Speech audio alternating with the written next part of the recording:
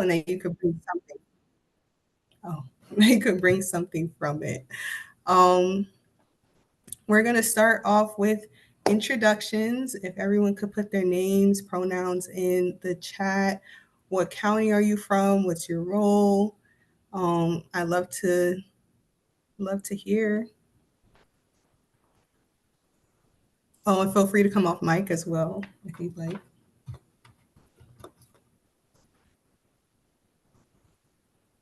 Well, I'm Jay. I use the pronouns he, him. I'm from Suffolk County, all the way in the far part of Long Island, and I am the youth training coordinator here at Families Together.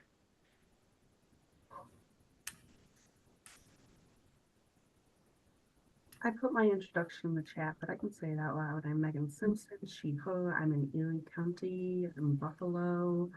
I'm the statewide youth engagement specialist.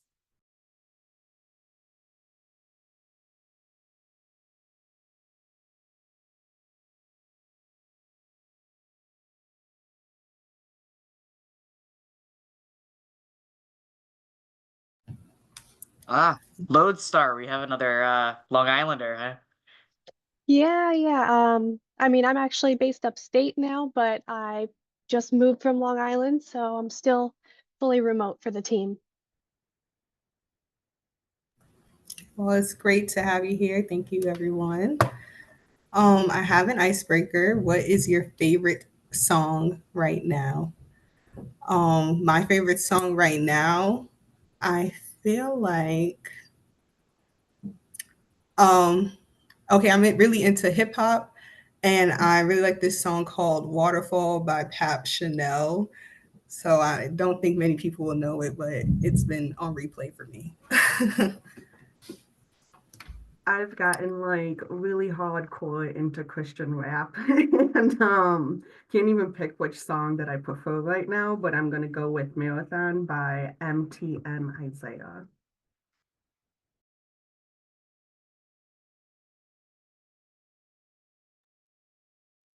Those of you who know me know that I'm a bit of a metalhead, but my like guilty pleasure is Kesha, so Joyride has been on repeat for me.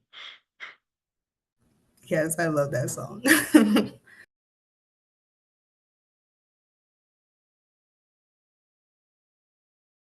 Anyone else want to answer?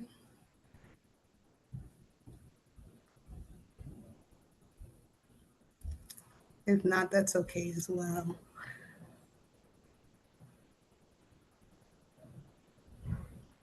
Shaky Grace tomorrow. Okay, so it seems like we have a nice diversity of genres. You know, maybe we could pick out something from here and listen to some new music. Okay, so um, what we'll learn today. So today we'll be learning about the power of gratitude and instilling a mindset of gratitude.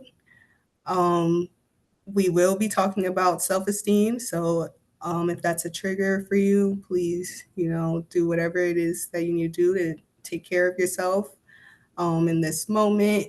And we also will be talking about manifesting, self-concept manifesting, and we'll actually get into that topic first.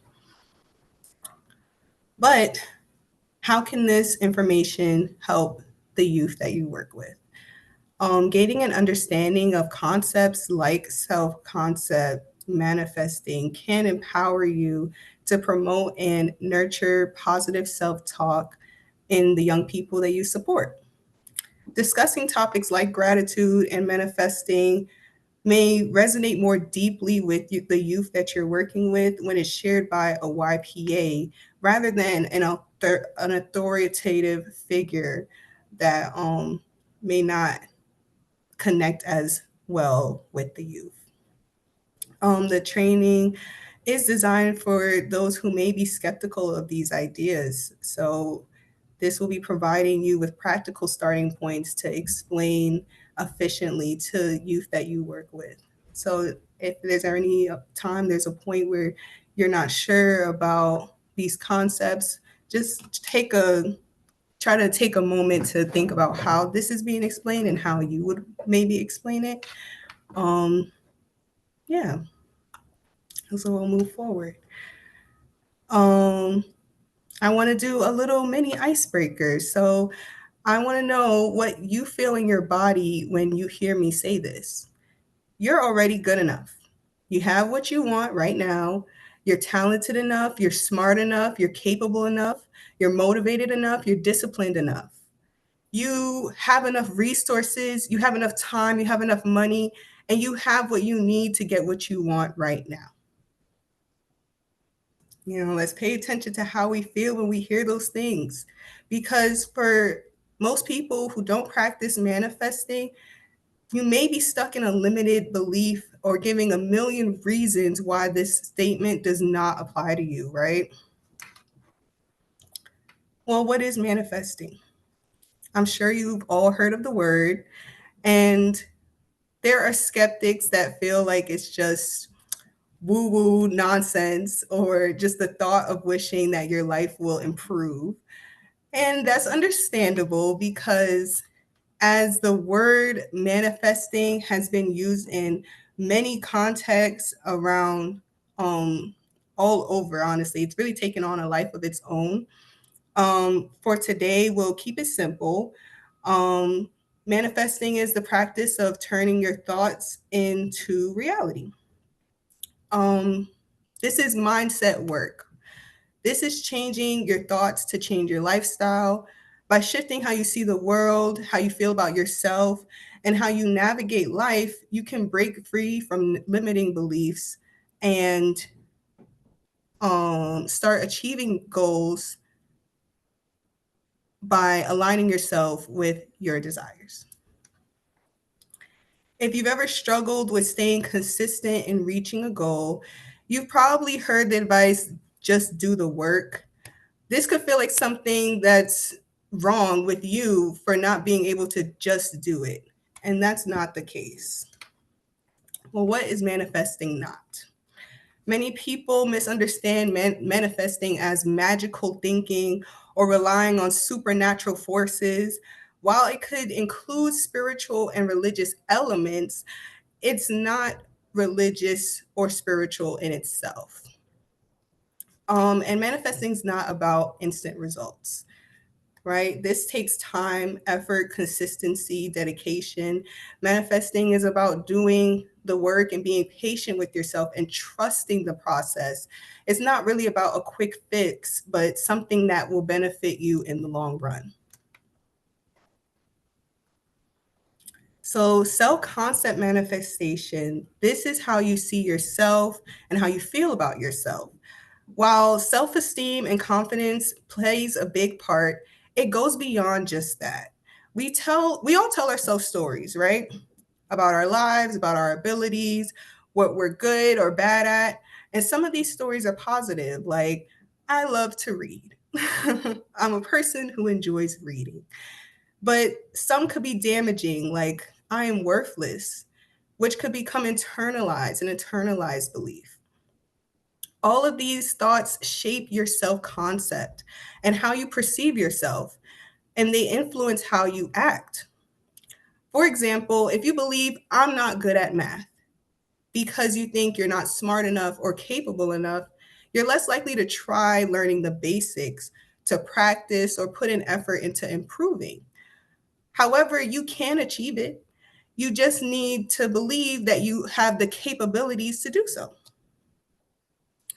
Um, the reason we start with self-concept is because once you feel capable, you become capable. Hello. Okay. So stage one is self-concept and self-esteem. How much do you value yourself? Self-esteem is the foundation of well-being. And if you have low self-esteem, your well-being is likely to suffer.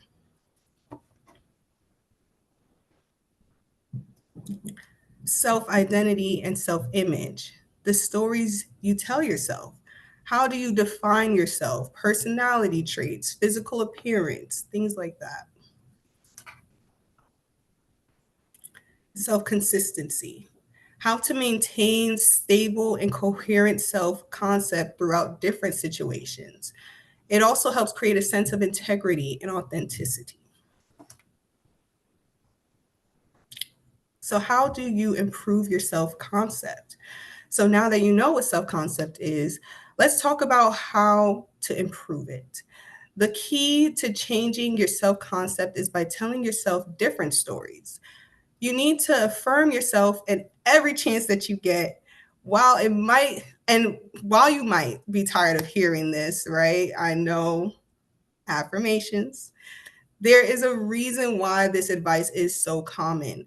It's because it works, it's proven by science. Research shows that positive thinking can rewire your brain, which can change how you feel about things.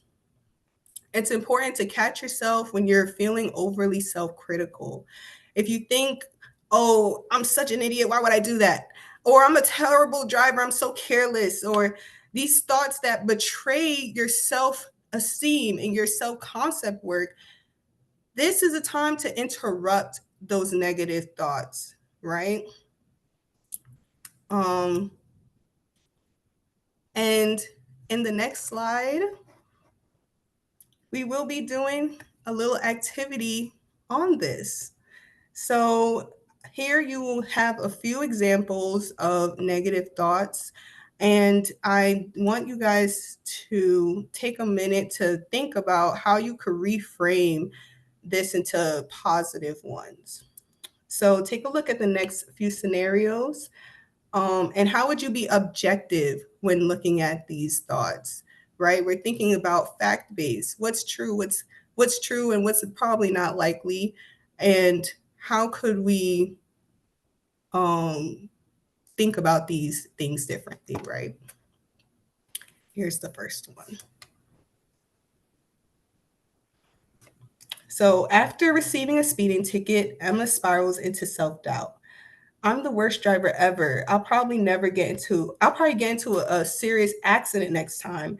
And maybe I should just avoid driving altogether. Everyone else seems to handle it better than I do. So take a couple minutes to think about how would you reframe this thought.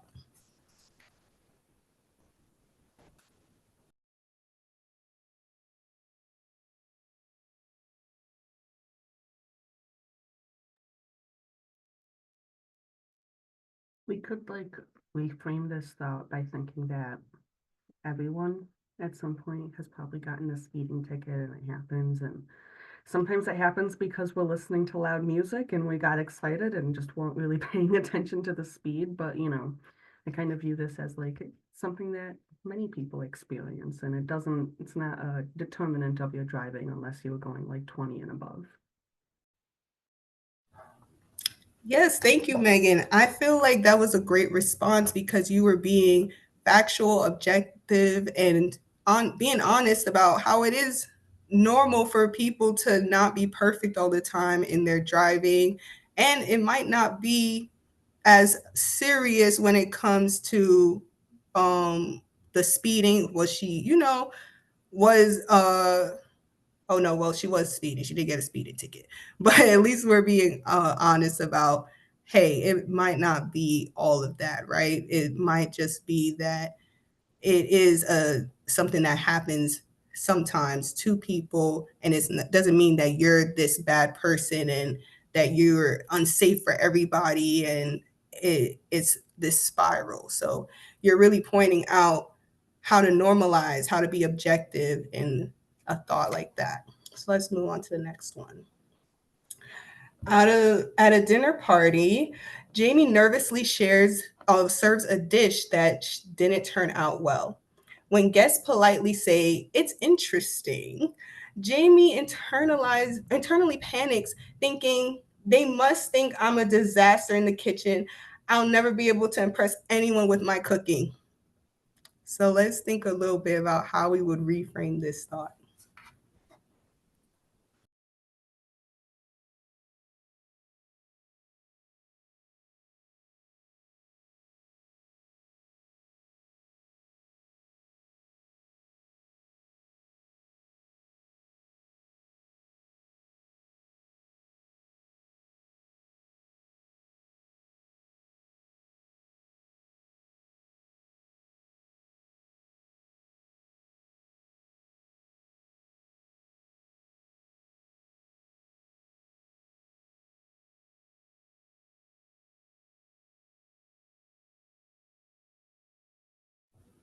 Hi, Robbie. Thanks for joining us. Hello, hello.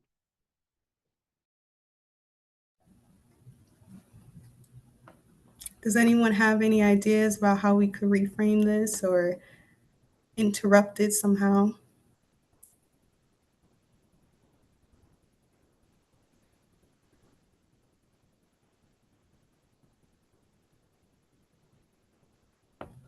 Okay, what I would do is I would also normalize this. You know, not every time that you cook something doesn't mean that it'll be 5 stars, Chef Ramsay. But you took the effort to, Jamie took the effort to cook this and was able to share that piece of themselves with this group of people. Although they said it's interesting, that doesn't mean that they said it's bad, right? We all might have those self-conscious moments, and that's okay. But just to make sure that we're not going down a spiral where it's being overemphasized, right?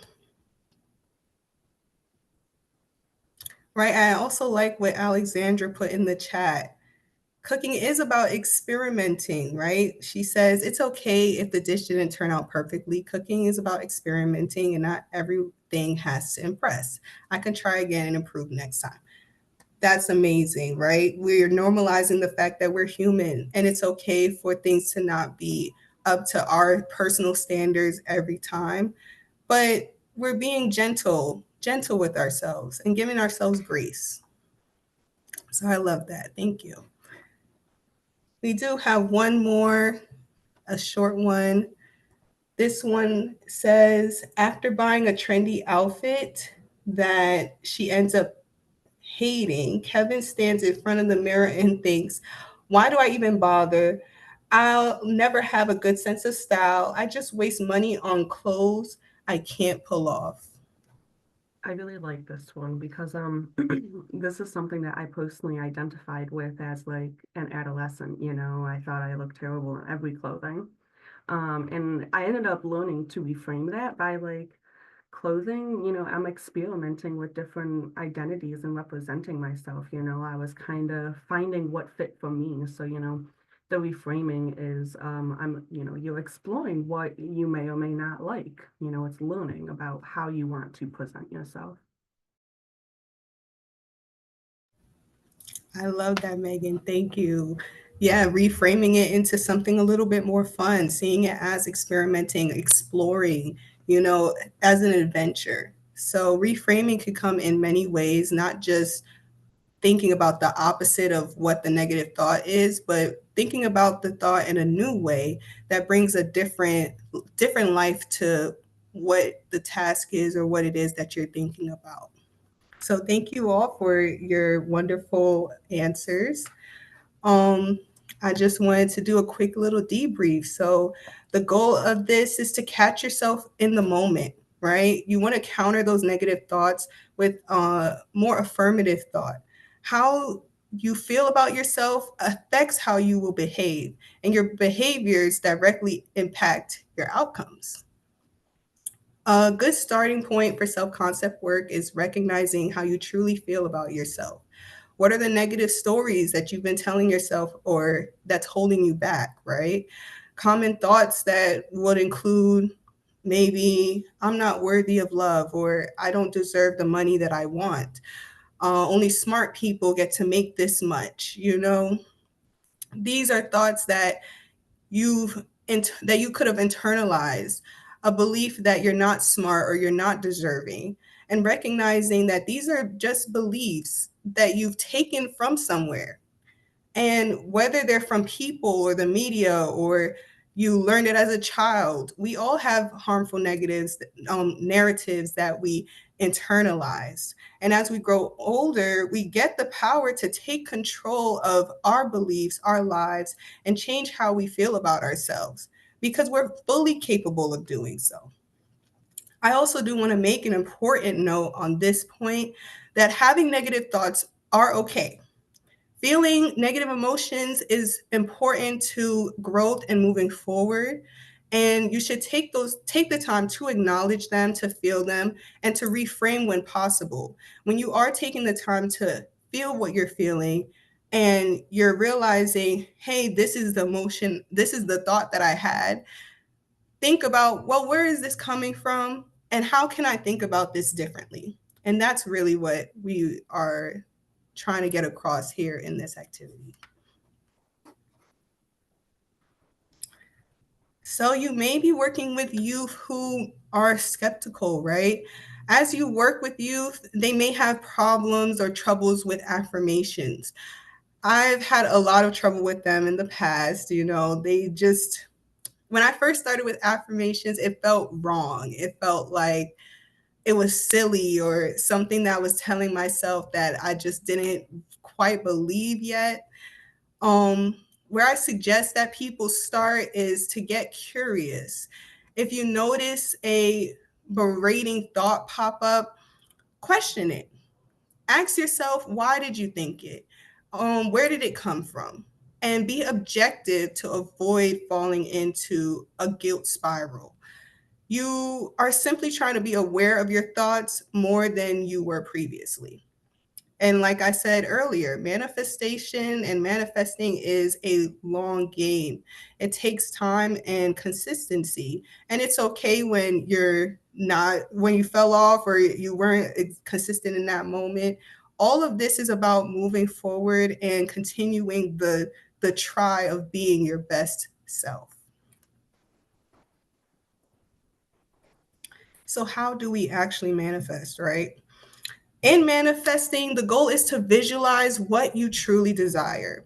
Get clear on your goal and what you want your life to look like. When setting goals, dig deeper beyond just what you want. Think about how you want to feel. Who do you want to become? Who is that person? What do they look like? What do they feel like? What do they seem like, right? For example, if your goal is to earn a degree, ask yourself why. And perhaps it's not just the degree itself.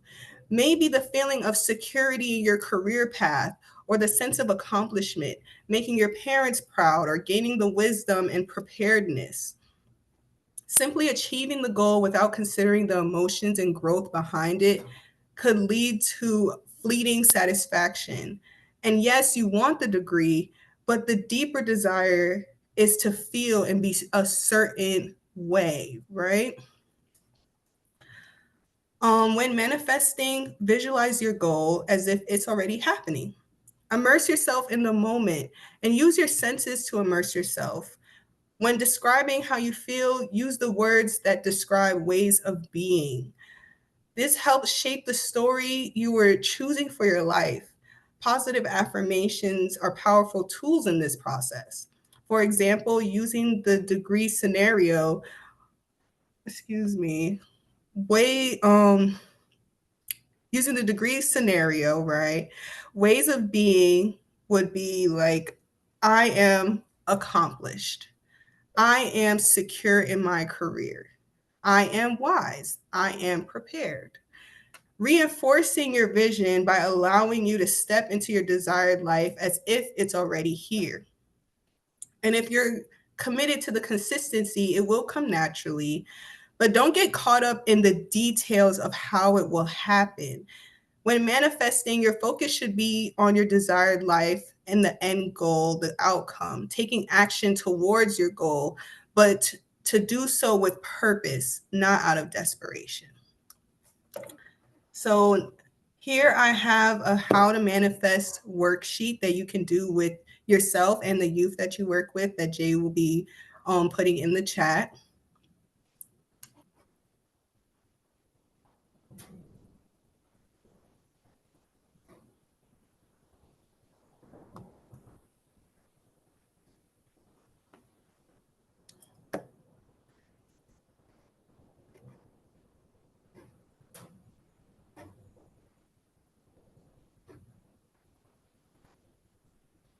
Sorry, give me 1 second. Here we go. I just put it in there. My bad. Technical difficulties. No problem. Is everybody able to see it? Access it? Awesome. Okay. So this worksheet, which I actually will bring up.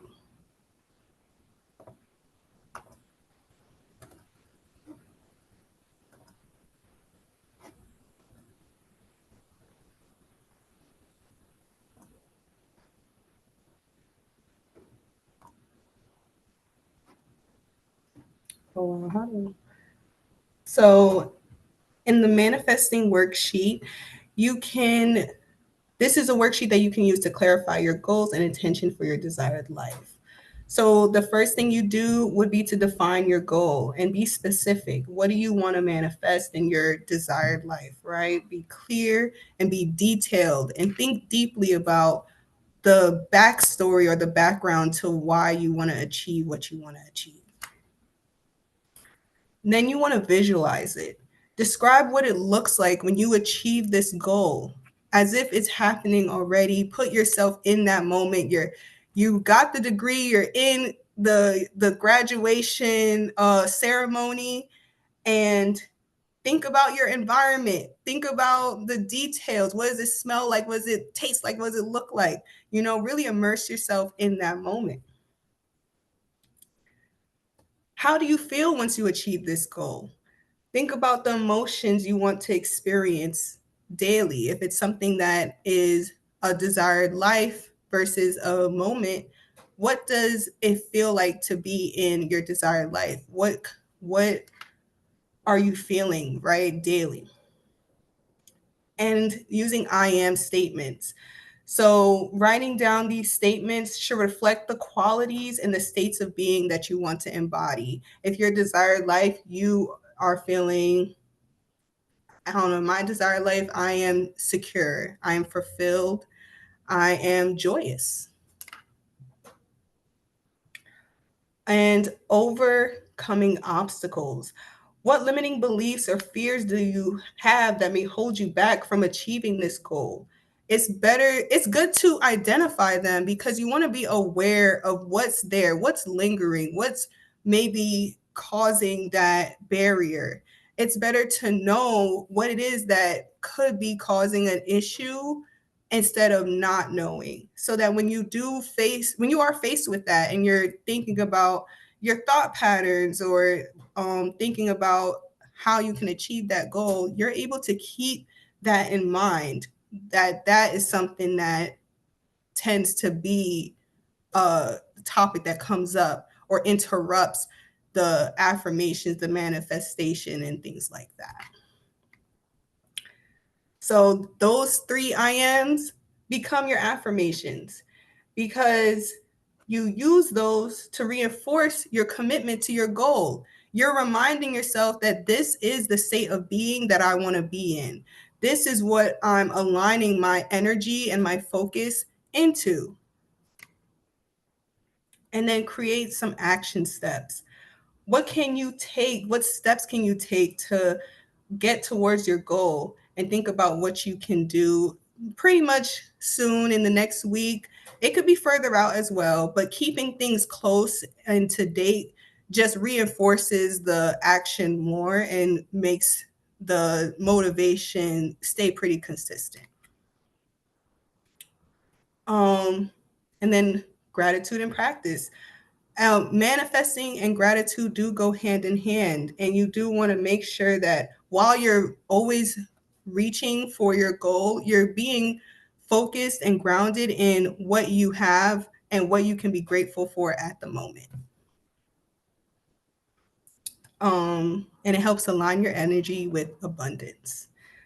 And then, of course, a little reflection would always be nice. How did it feel filling out the worksheet? How did it feel about your goal? Making sure that you're keeping an awareness about your feelings and emotions in your head, in your body, so that you're staying clear about what could be coming up in this moment, whether it be positive or negative, but really just about being introspective.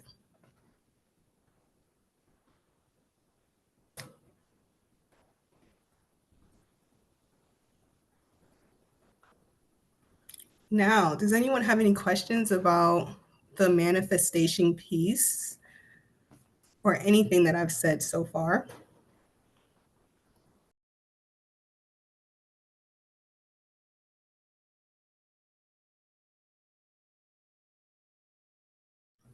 And how did that worksheet seem to people? Do you see yourselves using it? Do you feel like it's something that you've thought about before, or?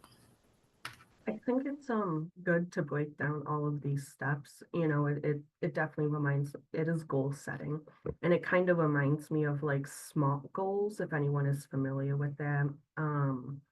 And I feel like it's just a different format. And I like this format because it's not clinical. Whereas like the worksheet for like SMART goals is clinical, but you're going over the same material here. So those are my thoughts.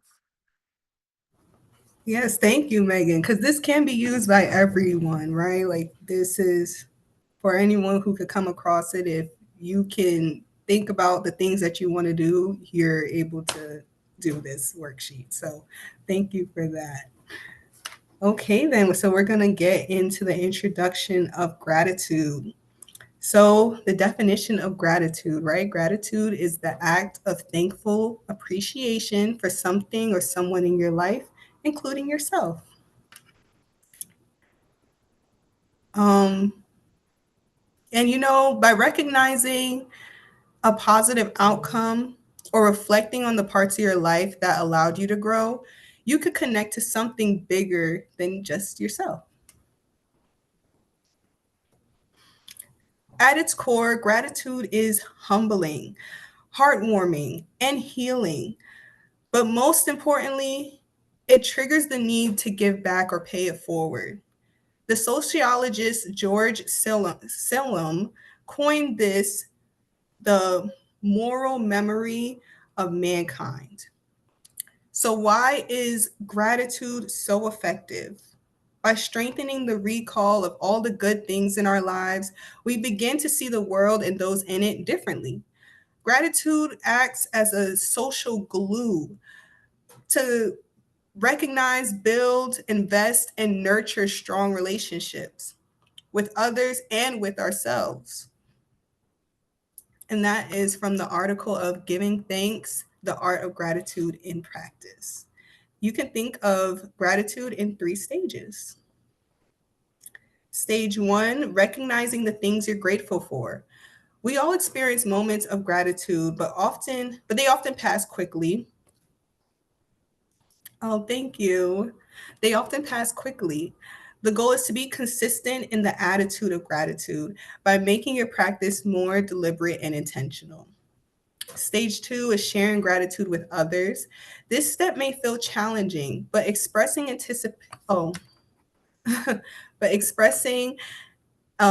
appreciation to those that you've had a positive impact on your life can deepen relationships, ultimately bringing more happiness. Stage 3, embodying gratitude in your daily life.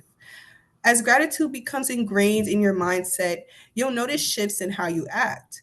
With less judgment, more compassion, deeper love, and a heightened sense of appreciation for others and for life itself. And that is where the magic happens.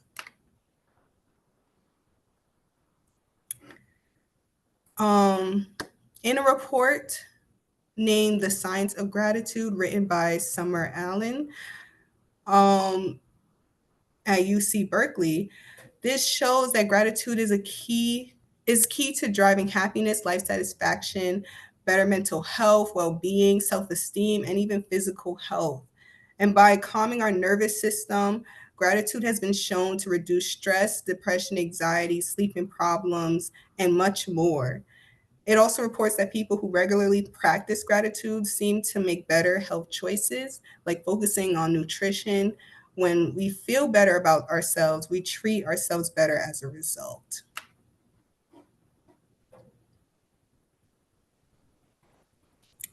Um, so here we have 4 gratitude practices to try with yourself or with you. So practice 1 is all about you. Take a moment to write down or say in front of a mirror 5 positive things about yourself. And although that can seem something that's mundane, it's worth taking the effort to do this, right? It's a practice. These can include your personality traits, past achievements, actions, values, talents, or virtues. And try doing this as often as possible. To help break the ice with youth, try this exercise with them to make it a regular practice that you do together.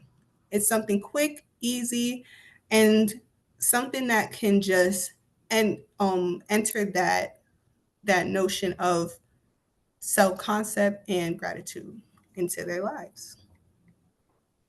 Practice two, the classic, and that's because it works. Keeping a gratitude journal is a time-tested method. Every day, write down 5 to 10 things that you're grateful for. Truly embrace the feeling of gratitude as you write, and add structure to your practice, consider using these prompts. People, senses, or circumstances that you're grateful for right now, affirmations that you want to give yourself, challenges that you're facing and what you can learn from them. Um, and although it may not be an everyday occurrence, as often as you can. A bonus is you could also write your gratitudes on a small piece of paper and place them in a jar, decorated box. And over time, this creates a collection of positive moments that you could revisit when you're feeling down. So this is something that I've actually done, and it has been really helpful. I've done it all. I have tried all of these, but this one is my particular favorite because it's something that when you're feeling down and you're not necessarily having the high energy to try and be, chipper or positive in the moment, being able to look at your past self and what you're thinking has an impact in that moment that can you can relate to yourself, right? It's you. So it definitely has a strong impact, and it's one of my favorite things to do. So I would highly recommend this one, if any of them. Giving gratitude as a gift. Whether it's a family member, friend, coworker, or neighbor, we all have someone who has touched our lives. Take the time to tell them how grateful you are and how they positively impacted your life. This expression of gratitude boosts everyone's well-being and is a true win-win. You might also create a gratitude jar box for someone special, right? You could fill it with reasons why you appreciate them, memories you share, funny stories, and present it to them on their birthday or a meaningful occasion as a heartfelt gift. This one I truly do love as well because it's free and it's thoughtful and it's something that will impact somebody in their heart, right? And really know how much you care for them and make them feel like they're valued and wanted in this world. We're spreading compassion through gratitude, and it's a beautiful thing. Practice 4, finding gratitude in the everyday. Sometimes it could be difficult to think of things to be grateful for, and that's okay. When you need inspiration, try pulling from your senses, people, or circumstances. Here are a few prompts that could get you started. I am grateful for 3 things I can hear, see, taste, touch, and smell. I'm grateful for 3 animals, friends, family members, teachers, mentors, or colleagues. I'm grateful for 3 circumstances that have shaped my life. Um, sorry. I'm grateful for 3 circumstances that have shaped my life. Things in my home, lessons I've learned, vacations, books, movies, strangers who's helped me, things that make me laugh, tech or gadgets, luxuries, or goals that I've achieved, gifts I've received, cherished moments, simple pleasures, or things I often take for granted. So here we have a small little share out if you like, no pressure. Um, the art of gratitude in practice, and we could try it out. We could take some time to reflect tonight and list 5 things you're grateful for. But right now, if you are up for it, please name one thing you're grateful for. One thing I know I'm grateful for is to have this space and platform to be able to speak with you all and to hear your additions to this training or your answers. I'm very grateful for this moment. Is there anything that anyone else wants to add? I know this seems so silly, but I am very thankful for heat. It's actually like one of the things I say in the morning when I'm going over like, oh, here's the three primary things I'm grateful for, and it's always heat. Heat is always, some people don't have it, so I'm always grateful for that. Oh, that's a great one. You're right. Because that is something to be grateful for. There, we find gratitude in all of the things, even the things we may consider mundane. And oh, Alexandra said their dog. Oh, he brings me endless comfort and love. I know our pets, we don't deserve our pets. They're just so amazing. So they're always grateful, right? They always have compassion.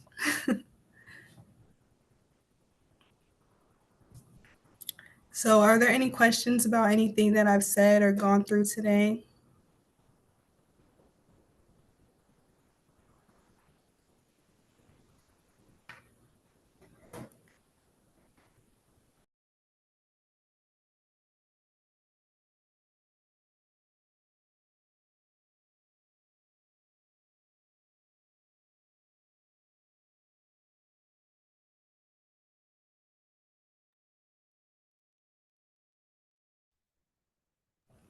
Thank you. And we also have additional resources from Jay, so I'm going to pass it on to him. Yeah, hi everybody. So I put, and I will put links in the chat. I did point out a few free resources that could be helpful for you to kind of get started on this practice that Zaqanah has been talking about. So the Gratitude School is the first one. I'm going to put the link in the chat now. So it has free courses about gratitude, self-love, and there's also a vision board course. The second one is Action for Happiness. So it has things like prompts, little graphics, webinars, free 10-day happiness course. They actually have a monthly calendar that gives you like a practice per day in the month. And like almost like a theme for the month. It's cute. So I will put that in the chat here. And that actually has an app. It is a website, but it also has an app format. The only thing I will say is that um, Action for Happiness and My Possible Self are both UK based. So any crisis resources that they have are not going to be applicable to us in the United States. So just be mindful of that. And then the third one is My Possible Self. That's one of my favorites. It's like an all-encompassing self-care app. It has recipes for healthy food, sleep stories, sleep meditations, mental health screenings, so many different um, things. They actually have like a little free yoga videos. I know that that's something that's kind of hard to find. Everything you have to pay for Fitbit, blah blah blah. So that is like a all-encompassing free app for your wellness, and there are some gratitude um, prompts and gratitude meditations in there as well. So I'm gonna put that last one in the chat. Um, does anybody have any questions about any of these three resources?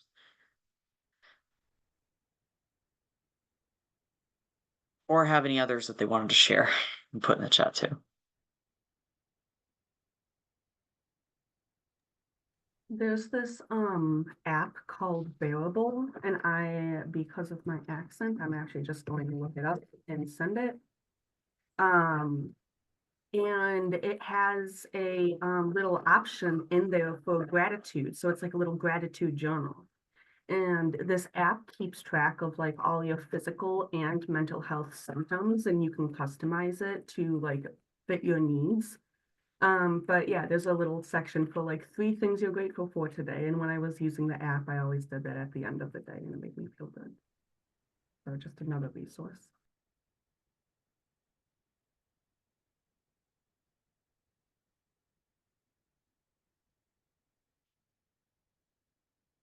Okay. I guess we can move on. That is amazing. Thank you. We went over a few different resources, practices, worksheets. I hope that these are all great tools, or some of them that you can use for your youth, for yourself, because we also matter as well as health, human services professionals. Um, and I hope that it's something that can fulfill and bring a new light or new perspective to either your mindset or the youth that you're working with. So again, thank you all. Um, Here we'll be talking about what's next at FTNYS.